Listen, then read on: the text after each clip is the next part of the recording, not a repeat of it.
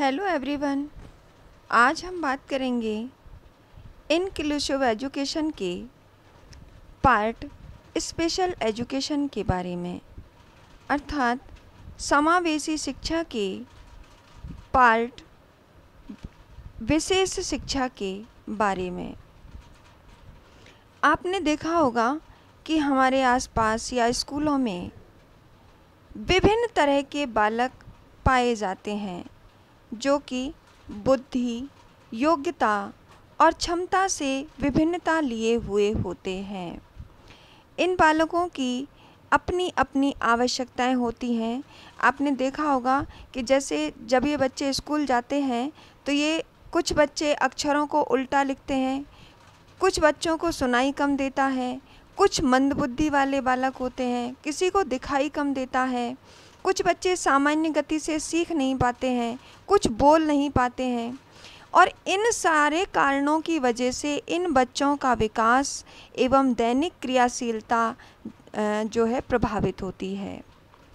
इन्हीं विभिन्नताओं के कारण इन बच्चों के पालन पोषण में कुछ भिन्न या विशिष्ट तरीके अपनाने की आवश्यकता होती है, अर्थात उनकी शिक्षा के लिए विशेष योजना बनानी पड़ती है और यह सुनिश्चित करना पड़ता है कि उनके अनुकूलतम विकास को बढ़ावा मिले। अभिभावक और शिक्षकों को इन बच्चों को बोलना सिखाने, चलने फिरने, मित्र बनाने और वे कौशल और संकल्पनाएं जो सामान्य बच्चे के विकास के दौरान सहज रूप से प्राप्त कर लेते हैं, उन्हें अर्जित करने और सिखाने के लिए विशेष प्रयास करने होते हैं। इन बच्चों की कुछ ऐसी आवश्यकताएं होती हैं जो जनरली सामान्य बच्चों से अलग होती हैं, यानी कि उन बच्चों की कुछ विशेष आवश्यकताएं होती हैं। कुछ क्षेत्रों में स्पष्ट रूप से दृष्टिगत होने वाली विभिन्नताओं के बावजूद विशिष्ट बच्चे कई प्रकार से अपनी आयु के सामान्य बच्चों के समान होते हैं, यानी कि दृष्टिगत जो दिखाई देने वाली विभिन्नताएं हैं उनमें उनके अतिरिक्त वो जो बालक हैं वो अपनी आयु के अन्य बच्चों की तरह सामान्य दिखाई देते हैं। अब हम बात करेंगे कि विशेष आवश्यकता वाले छात्रों की पहचान करना। सामान्य रूप से कार्य करने के लिए 6 क्षेत्रों को निर्णायक माना है, जिनमें है दृष्टि संबंधी, श्रवण संबंधी, गतिशीलता संबंधित, संप्रेषण से संबंधित, सामाजिक भावनात्मक संबंध और बुद्धिमत्ता यानी बुद्धि से संबंधित। इसके अलावा कुछ बालक आर्थिक रूप से सुविधा वंचित भी होते हैं, क्योंकि गरीबी के कारण वे अपने जीवन के कई अनुभवों से वंचित रह जाते हैं। ऐसे बालक स्कूल नहीं जा सकते क्योंकि उन्हें बचपन से ही काम करना पड़ता है ताकि वे परिवार की आय को बढ़ा सकें।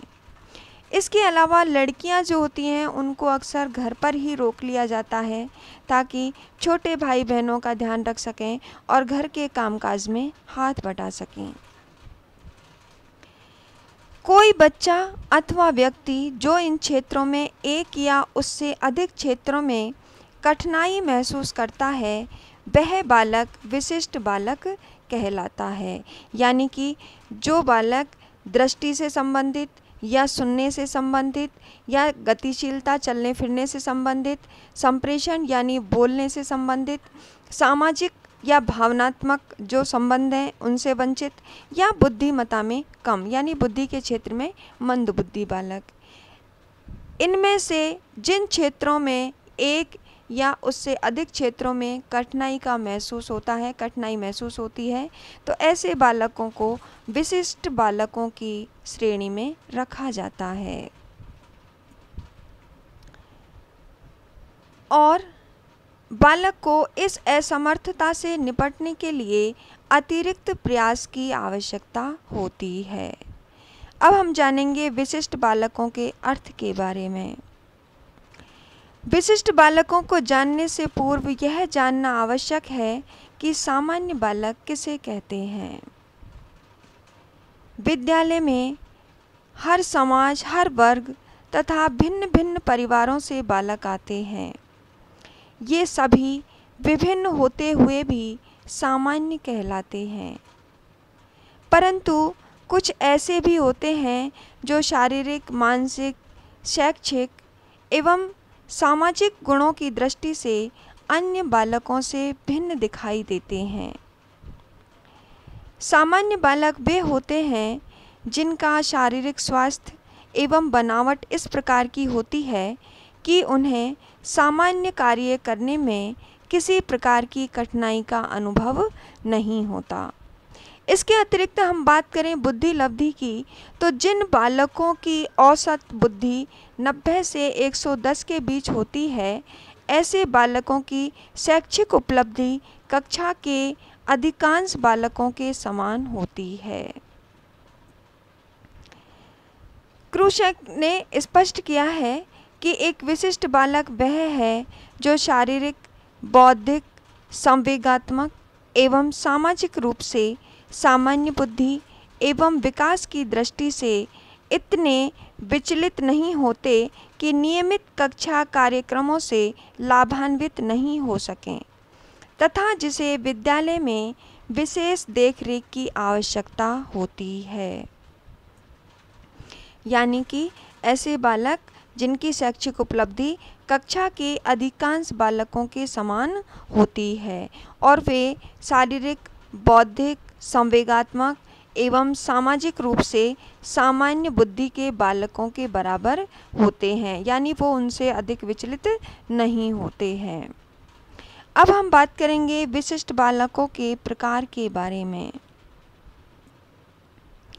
विशिष्ट बालक सामान्य बालकों से भिन्न होते हैं। विभिन्न प्रकार के विशिष्ट बालक आपस में भी एक दूसरे से भिन्न होते हैं।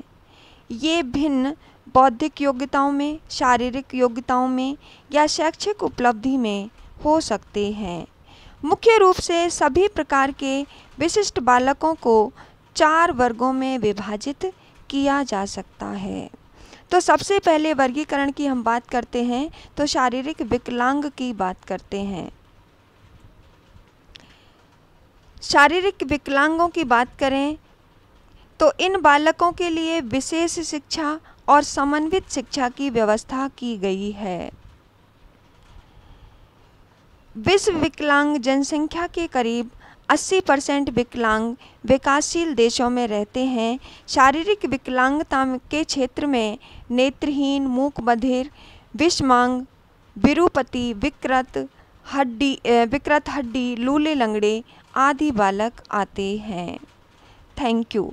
अब बाकी की हम बात करेंगे कल के वीडियो में। कल की जब क्लास लेंगे उसमें बात करेंगे विशिष्ट बालकों के आगे के वर्गीकरण के बारे में। Thank you.